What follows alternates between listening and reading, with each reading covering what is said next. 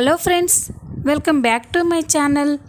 భరత్ రాజేశ్వరి కన్న కొడుకని నిజం తెలుసుకొని భరత్ని చంపాలని చూసిన పల్లవి భరత్ని కాపాడి తన యావదాస్తి మొత్తం భరత్ పేరు మీద రాసి పల్లవికి దిమ్మ తిరిగే షాక్ ఇచ్చిన రాజేశ్వరి అసలు ఏం జరగబోతుంది తెలుసుకోవాలి అంటే ఈ వీడియోని చివరి వరకు చూడండి. ఇక వీడియోలోకి వెళ్ళినట్లయితే రాజేశ్వరి హాస్పిటల్లో కనిపించకపోయేసరికి అందరూ కూడా చాలా కంగారు పడుతూ ఉంటారు. అవని, కమల్, పల్లవి అందరూ కూడా కంగారుగా రాజేశ్వరి కోసం వెతుకుతూ ఉంటారు. రాజేశ్వరి మాత్రం తనకి 25 సంవత్సరాల క్రితం డెలివరీ జరిగిన హాస్పిటల్కే వెళ్ళి నిజం తెలుసుకోవాలని అనుకుంటూ ఉంటుంది. రాజేశ్వరి హాస్పిటల్కి వెళ్తూ అన్నీ గుర్తు తెచ్చుకుంటూ ఉంటుంది. తనకి ట్రీట్మెంట్ చేసిన డాక్టర్ రాజేశ్వరితో మాట్లాడుతూ ఉంటుంది. 25 సంవత్సరాల క్రితం నువ్వు నేను పనిచేసే హాస్పిటల్కే డెలివరీకి వచ్చావు రాజేశ్వరి. కానీ అప్పుడు నాకు చాలా అర్జెంట్ వర్క్ ఉండడం వల్ల నేను బయటికి వెళ్ళాల్సి వచ్చింది. అందుకే నీకు వేరే డాక్టర్ డెలివరీ చేశారు అని అనగానే రాజేశ్వరికి అప్పుడే ఒక ఆలోచన వస్తుంది. అవని చెప్పిన మాటలు గుర్తుకు వస్తూ ఉంటాయి. అంటే నాకు డెలివరీ చేసిన డాక్టర్ని కలిస్తే అసలు నిజాలేంటో తెలుస్తాయి. నిజంగానే అవని చెప్పింది నిజమా కాదా తెలుసుకోవాలి అని రాజేశ్వరి అనుకుంటూ ఉంటుంది. అవును నీలిమ, నాకు ఆ రోజు డెలివరీ చేసిన డాక్టర్ ఇప్పుడు ఎక్కడున్నారు అని అనగానే ఇంకా అదే హాస్పిటల్లో వర్క్ చేస్తున్నారు రాజేశ్వరి. దేనికి అని అనగానే ఏం లేదు, తనతో చిన్న పనుంది అని రాజేశ్వరి అంటూ ఉంటుంది. సరే రాజేశ్వరి, నువ్వు ఎక్కువ ఎమోషనల్ అవ్వకుండా ప్రశాంతంగా ఉండు అని డాక్టర్ అక్కడి నుండి వెళ్ళిపోతుంది. రాజేశ్వరి అయితే ఆలోచిస్తూ ఉంటుంది. ఎలాగైనా నాకు డెలివరీ చేసిన డాక్టర్ని కలిసి నిజం తెలుసుకోవాలి అని అనుకొని హాస్పిటల్ నుండి నేరుగా తనకి డెలివరీ జరిగిన హాస్పిటల్కే వెళ్తూ ఉంటుంది. ఇక ఆ హాస్పిటల్కి వెళ్ళి అక్కడ తనకి డెలివరీ చేసిన డాక్టర్ వివరాలు తెలుసుకుంటుంది. ఇక ఆ డాక్టర్ దగ్గరికి వెళ్ళగానే ఆ డాక్టర్ రాజేశ్వరిని చూసి ఒక్కసారిగా కంగారు పడుతూ ఉంటుంది. ఇదేంటి ఈవిడ ఇప్పుడు ఇక్కడికి వచ్చారు అని టెన్షన్ పడుతూ ఉంటుంది. ఇక ఏమీ తెలియనట్టు చెప్పండి ఏంటి ప్రాబ్లం అని అడగగానే డాక్టర్, నేనేమీ అనారోగ్యంతో ఇక్కడికి రాలేదు, నాకొక నిజం తెలియాలి, అందుకే అది తెలుసుకోవడం కోసమే ఇక్కడికి వచ్చాను అని రాజేశ్వరి చెప్పగానే డాక్టర్ ఒక్కసారిగా షాక్ అయిపోతుంది. ఏంటండి ఏ నిజం తెలియాలి అని అనగానే 25 సంవత్సరాల క్రితం నేను డెలివరీ కోసం ఇదే హాస్పిటల్లో జాయిన్ అయ్యాను. అప్పుడు నాకు మీరే డెలివరీ చేశారు అని అనగానే డాక్టర్ ఒక్కసారిగా షాక్ అయిపోతుంది. ఇక కంగారు పడుతూ ఏంటండి, నేను 25 సంవత్సరాల నుండి ఎంతోమందికి డెలివరీ చేస్తున్నాను, అలాంటిది ప్రత్యేకంగా మిమ్మల్ని ఎలా గుర్తుపెట్టుకుంటాను అని అనగానే చూడండి డాక్టర్, మీరు మాటల్లోనే నాకు అర్థమైపోతుంది మీరేదో తప్పు చేశారని. చెప్పండి, ఆ రోజు నాకు డెలివరీ చేసింది మీరే, నాకు పుట్టింది ఆడబిడ్డ లేక మగబిడ్డ అని నిలదీయగానే డాక్టర్ ఒక్కసారిగా షాక్ అయిపోతుంది. అది అని కంగారు పడుతూ ఉంటే చెప్తారా లేకపోతే మీ మీద ఈ హాస్పిటల్ మీద కేసు వేయమని చెప్తారా? జీవితంలో మళ్ళీ తెల్లకోటు వేసుకోకుండా ఇంట్లోనే ఉంటారు అని రాజేశ్వరి కోపంగా మాట్లాడేసరికే ఇక డాక్టర్ చెప్తాను, ఆ రోజు ఏం జరిగిందో మొత్తం చెప్తాను అని డాక్టర్ అంటుంది. ఇక రాజేశ్వరి చెప్పు ఏం జరిగింది అని అనగానే డాక్టర్ ఆ రోజు బిడ్డలని మార్చిన విషయం రాజేశ్వరితో చెప్తూ ఉంటుంది. ఆ రోజు మీరు పురిటి నొప్పులతో డెలివరీకి మీ ఆయన మిమ్మల్ని హాస్పిటల్లో అడ్మిట్ చేశారు. మీకు ఒక మగ పిల్లాడు పుట్టాడు, కానీ ఆ బాబుకి హార్ట్ ప్రాబ్లం ఉండడం వల్ల 100% చనిపోయే అవకాశాలు చాలా ఎక్కువగా ఉన్నాయి. ఆ విషయం మీ భర్తకి చెప్తే మీరు తట్టుకోలేరని, మళ్ళీ మీకు తల్లయ్యే అవకాశం లేదని తెలుసుకొని ఎలాగైనా మిమ్మల్ని కాపాడుకోవాలనుకున్నాడు. అదే సమయంలో మీ భర్త మొదటి భార్య మీనాక్షి కూడా ఇదే హాస్పిటల్లో డెలివరీకి జాయిన్ అయింది. తనకి హెల్దీగా ఉన్న ఆడబిడ్డ పుట్టింది. మిమ్మల్ని కాపాడుకోవడం కోసం మీ భర్త తన మొదటి భార్య దగ్గర ఉన్న ఆడపిల్లని తీసుకొచ్చి మీకు దగ్గర చేశారు. మీ కొడుకు చనిపోతాడు అని ఆ బాబుని తన మొదటి భార్య దగ్గరికి చేర్చారు. అదేనండి జరిగింది. ఆ రోజు మీకోసం ఆలోచించే మీ భర్త అలా చేయమనేసరికే నేను కూడా కాదనలేకపోయాను అని అనగానే రాజేశ్వరి ఆ నిజం తెలుసుకొని ఒక్కసారిగా షాక్ అయిపోతుంది. అవని చెప్పినట్టుగా భరత్ తన కన్న కొడుకే అనే గుండె పగిలే నిజాన్ని రాజేశ్వరి తెలుసుకుంటుంది. ఇక మౌనంగా అక్కడి నుండి రోడ్డుపై నడుచుకుంటూ వస్తూ ఉంటుంది. భరత్ తన కన్న కొడుకని రాజేశ్వరి అన్నీ గుర్తు చేసుకొని చాలా బాధపడుతూ ఎమోషనల్ అవుతూ ఉంటుంది. భరత్ని తను ఎంతలా అవమానించిందో, నోటికొచ్చినట్లు మాట్లాడి భరత్ని ఎంతలా బాధ పెట్టిందో అవన్నీ గుర్తు చేసుకొని రాజేశ్వరి అయితే చాలా బాధపడుతూ ఉంటుంది. అలా రోడ్డుపై నుండి నడుచుకుంటూ వస్తూ అక్కడే ఉన్న ఒక చెట్టు కింద కూర్చుంటుంది. ఇంతలోనే అవని, పల్లవి, కమల్ అందరూ రాజేశ్వరిని వెతుక్కుంటూ ఆ రోడ్డు వైపుగానే వస్తూ ఉంటారు. అలా వస్తూ ఉంటే రాజేశ్వరి చెట్టు కింద కూర్చొని ఉండడం చూసి అవని ఒక్కసారిగా చాలా సంతోషపడుతుంది. కన్నయ్య, అదిగో పిన్ని అక్కడుంది అని చెప్పగానే ఇక అందరూ కూడా రాజేశ్వరి దగ్గరికి వెళ్తారు. ఇక పల్లవి, మామ్ ఏంటి మామ్ ఇక్కడేం చేస్తున్నావు? నీకోసం మేము ఎంత టెన్షన్ పడ్డామో తెలుసా? ఎక్కడికి వెళ్ళిపోయావు మామ్ అని పల్లవి అంటూ ఉంటే రాజేశ్వరి మాత్రం ఏమీ మాట్లాడకుండా మౌనంగా చూస్తూ ఉంటుంది. ఇక అవని, ఏంటి పిన్ని ఎక్కడికి వెళ్ళారని అడిగితే ఏం మాట్లాడరేంటి? మీరు ఎక్కడికి వెళ్ళారు అని అనగానే నిజాలు తెలుసుకోవడానికి వెళ్ళాను అని రాజేశ్వరి అంటుంది. అది విని అందరూ ఒక్కసారిగా షాక్ అయిపోతారు. ఇక పల్లవి, నిజాలా? ఏ నిజాలు మామ్ అని అనగానే ఇక రాజేశ్వరి, లేదమ్మా, ఆ నిజాలు ఇప్పుడే బయట పెట్టకూడదు, అవి మెల్లగా అందరికీ తెలుస్తాయి అని అనగానే పల్లవి ఆశ్చర్యంగా చూస్తూ ఉంటుంది. ఇక అవని అయితే మనసులో అనుమాన పడుతూనే ఉంటుంది. పిన్ని ఏ నిజాలు తెలుసుకుంది అని అనుకుంటూ ఉంటుంది. ఇక అప్పుడే పల్లవి, సరే మామ్ పదండి ఇంటికి వెళ్దాం అని అనగానే ఇక అవని కూడా, పద పిన్ని ఇంటికి వెళ్దాం, మిమ్మల్ని ఇంటి దగ్గర దింపేసి మేము వెళ్ళిపోతాం అని అవని అనగానే ఇక సరే అని అందరూ కూడా ఇంటికి వస్తారు. రాజేశ్వరిని గుమ్మంలోనే ఉంచి అవని రాజేశ్వరికి దిష్టి తీసి మరీ ఇంట్లోకి తీసుకెళ్తుంది. ఇక ఇంట్లోకి వెళ్ళిన తర్వాత హాల్లో కూర్చొని అందరూ మాట్లాడుకుంటూ ఉంటారు. కాసేపటి తర్వాత అవని, పిన్ని మీరు ఉదయం నుండి ఏమీ తినలేరు కదా, వెళ్ళి మీకోసం జ్యూస్ తీసుకొస్తాను అని అవని అంటూ ఉంటే ఇక అప్పుడే రాజేశ్వరి, అవని నీతో ఒక విషయం మాట్లాడాలి అని అంటుంది. ఇక అప్పుడు అవని, ఏంటి పిన్ని అని అనగానే, ఇక్కడ కాదు నాతో రా అని అవనిని గదిలోకి తీసుకెళ్తుంది.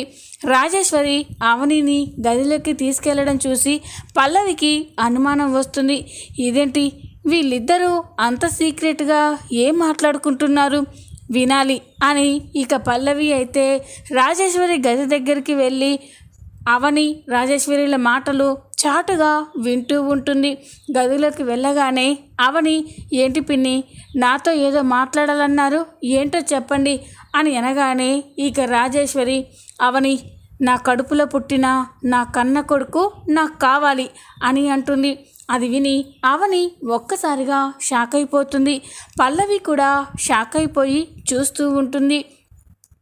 ఇదేంటి మామ్ కడుపులో పుట్టిన కన్న కొడుకు అంటుంది, మామ్ కడుపులో పుట్టింది నేను ఒక్కదాన్నే కదా అని అనుకుంటూ ఉంటుంది. అది విని అవని ఒక్కసారిగా షాక్ అయిపోతుంది. పిన్ని ఖచ్చితంగా మీ కొడుకుని మీ దగ్గరికి చేర్చుతాను. కానీ అది ఇప్పుడు సాధ్యం కాదు. మెల్లమెల్లగా అది చేస్తాను పిన్ని అని అనగానే, చూడు నాకు అదంతా అనవసరం. నా కొడుకు నాకు కావాలి. నువ్వు ఇప్పుడే మీ అమ్మ దగ్గరికి వెళ్ళి భరత్ తన కొడుకు కాదని చెప్పి నా కొడుకుని ఇక్కడికి తీసుకురా అని అనగానే అవని పల్లవి ఒక్కసారిగా షాక్ అయిపోతారు. ఇక పల్లవి, ఇదేంటి భరత్ ఆ మీనాక్షి కొడుకు కదా, మరి మా మామ కొడుకు అంటుందేంటి అని పల్లవి అయితే షాక్ అయిపోయి చూస్తూ ఉంటుంది. అప్పుడు అవని, పిన్ని ప్లీజ్ పిన్ని, పరిస్థితిని అర్థం చేసుకోండి. భరత్ తన కన్న కొడుకు కాదని తెలిస్తే మా అమ్మ తట్టుకోలేదు అని అంటూ ఉంటే ఇక రాజేశ్వరి కోపంగా చూస్తూ ఉంటుంది. ఆ రోజు నాన్న మిమ్మల్ని దక్కించుకోవడం కోసం మా అమ్మకి పుట్టిన పల్లవిని మీకు దగ్గర చేశారు. మీరు ఇన్ని రోజులు పల్లవిని ఎంత ప్రాణంగా పెంచుకున్నారో మీకు తెలీదా?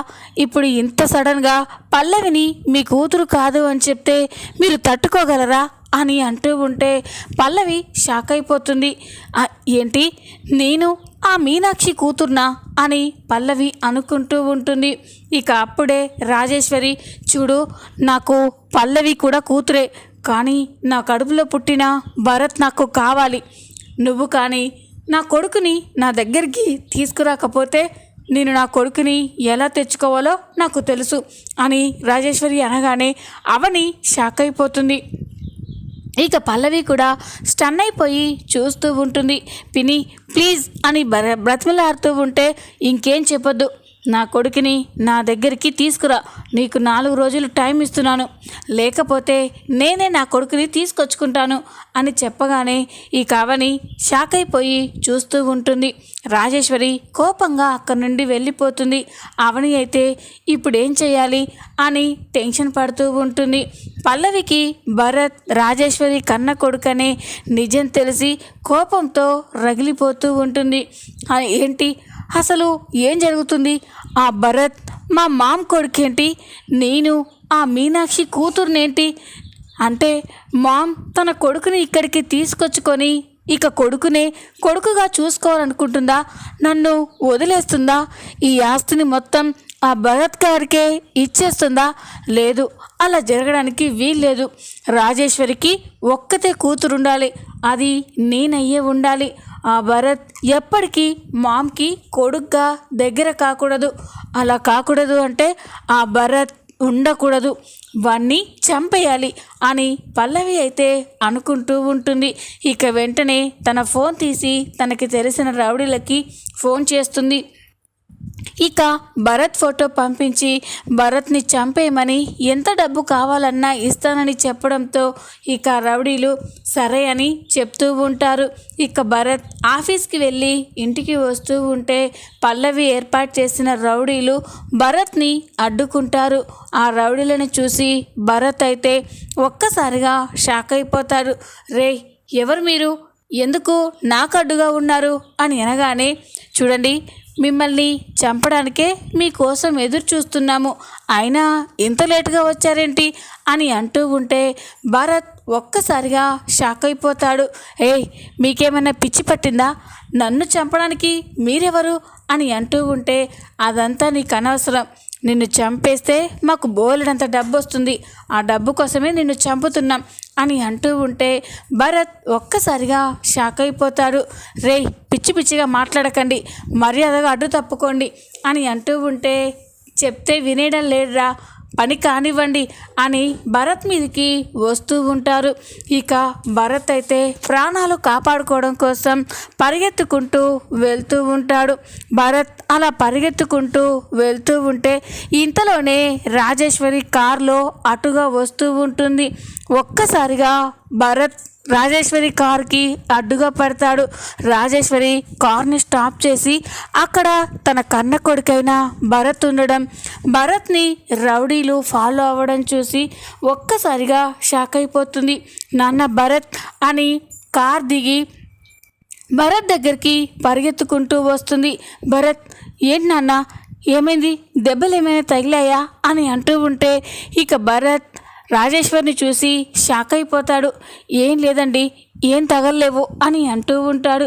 ఇంతలోనే రౌడీలు అక్కడికి వచ్చి, ఇదిగో చూడమ్మా, అనవసరంగా వాడి కోసం నీ ప్రాణాల మీదకి తెచ్చుకోకు, మర్యాదగా ఇక్కడ నుండి వెళ్ళిపో, అతన్ని మాకు అప్పగించు అని అనగానే రాజేశ్వరి ఒక్కసారిగా షాక్ అయిపోతుంది. రే, ఎవర్రా మీరంతా, ఎందుకు తన వెంట పడుతున్నారు అని అంటూ ఉంటే, అదంతా మీకు చెప్పవలసిన అవసరం లేదమ్మా, అతన్ని చంపితే మాకు బోల్డంత డబ్బు వస్తుంది, అందుకే అతన్ని చంపాలని తిరుగుతున్నాము అని అనగానే రాజేశ్వరి షాక్ అయిపోతుంది. మర్యాదగా ఇక్కడ నుండి వెళ్ళిపోండి, లేకపోతే నేనేం చేస్తానో నాకే తెలీదు అని అంటూ ఉంటే ఇక ఆ రౌడీలు కోపంగా చూస్తూ ఉంటారు. ఏం చేస్తుందో మనము చూద్దాం, పదండ్రా అని మీదికి వస్తూ ఉంటే ఇంతలోని రాజేశ్వరి తన కారులో ఉన్న రివాల్వర్ తీసి ఒక్కసారిగా రివాల్వర్ని షూట్ చేస్తుంది. అది చూసి రౌడీలు అక్కడే దూరంగా ఆగిపోతారు. రేయ్ రండ్రా, అడుగు ముందుకేశారో ఈ బుల్లెట్లు మీ గుండెల్లో దిగుతాయి, ఇది లైసెన్స్ ఉన్న రివాల్వర్, నేను ఎంతమందిని చంపినా కూడా నన్ను ఎవ్వరు ఏం చేయలేరు, రండి అని రాజేశ్వరి అంటూ ఉంటే రౌడీలు గజగజ వణికిపోతూ ఉంటారు. రేయ్ ఇప్పుడు కాదు కానీ వాణ్ణి ఇంకోసారి చూసుకుందాం, పదండ్రా అని రౌడీలు పరిగెత్తుకుంటూ పారిపోతారు. అలా వెళ్తూ ఉంటే అందులో ఉన్న ఒక రౌడీ ఫోన్ కంగారులో అక్కడే పడిపోతుంది.